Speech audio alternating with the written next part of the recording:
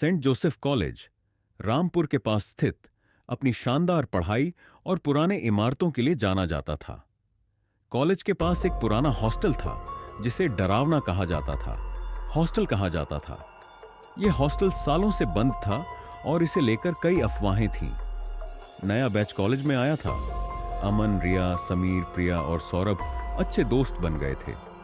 ये सभी पढ़ाई के साथ साथ मस्ती करने में भी माहिर थे। एक शाम कैंटीन में बातचीत के दौरान सौरभ ने पुराने हॉस्टल का जिक्र किया। यार, सुना है कि उस हॉस्टल में चुड़ैल रहती है, रात को उसकी चीखें सुनाई देती हैं। रिया हंसते हुए बोली, अरे ये सब कहानियां हैं, सच में चुड़ैल वुड़ैल कुछ नहीं होती। अमन ने सौरभ का मजाक उड़ाते हुए कहा, चलो आज रात जाकर देखते हैं। डरपोक लोग अफवाहें फैलाते रहते हैं। बातचीत के बाद तय हुआ कि वे आधी रात को पुराने हॉस्टल जाएंगे। घड़ी में रात के 12 बजे पांचों दोस्त टॉर्च और फोन लेकर लाइब्रेरी के पीछे पुराने हॉस्टल पहुंचे। यह जगह दूर से ही डरावनी लग रही थी। दीवारें टूटी हुई थीं, खिड़कियां जंग लगी हुई थीं और माहौल में एक अजीब सी ठंडक थी। दरवाजे को धक्का देकर खोला गया। अंदर का दृश्य बेहद डरावना था। फर्श पर धूल जमी हुई थी और दीवारों पर लाल रंग के निशान थे।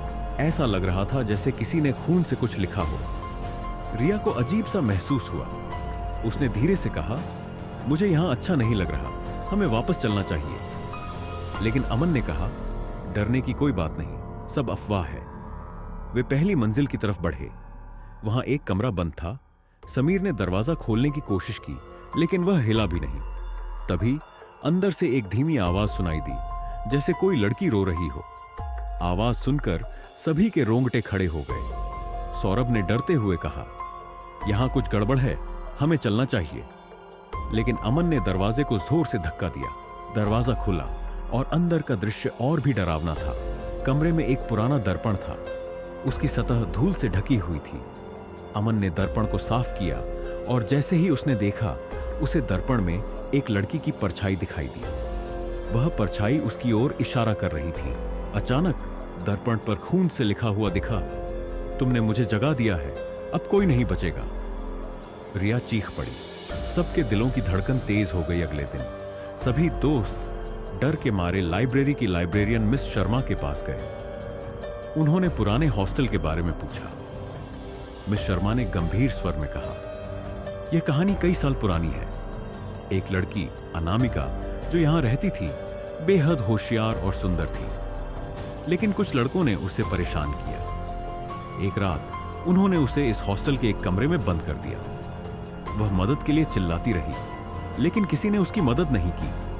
वह डर और दर्द से मर गई। रिया ने कांपते हुए पूछा, तो क्या उसकी आत्मा अब भी वहां है? मिस शर्मा ने कहा, कहते हैं कि उसकी आत्मा अभी भी भटक रही है। वह इंसाफ चाहती है। जो लोग उसे परेशान करते हैं, वह उन्हें नहीं छोड़ती। उस रात से सबकी जिंदगी बदल गई। रिया को सपने में अनामिका की परछाई दिखने लगी। वह हर रात चीखते हुए उठ जाती। समीर की किताबों पर खून के निशान दिखने लगे। अमन के कमरे में खिड़की अपने आप खुल जाती और किसी के रोने की आवाजें सुनाई देती। एक रात सौरभ ने देखा कि उसके हाथ पर खरोंच के निशान हैं।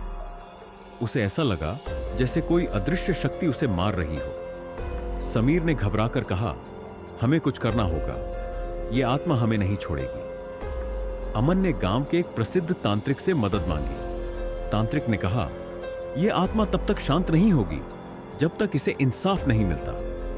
हमें उसकी आत्मा को मुक्त करना होगा।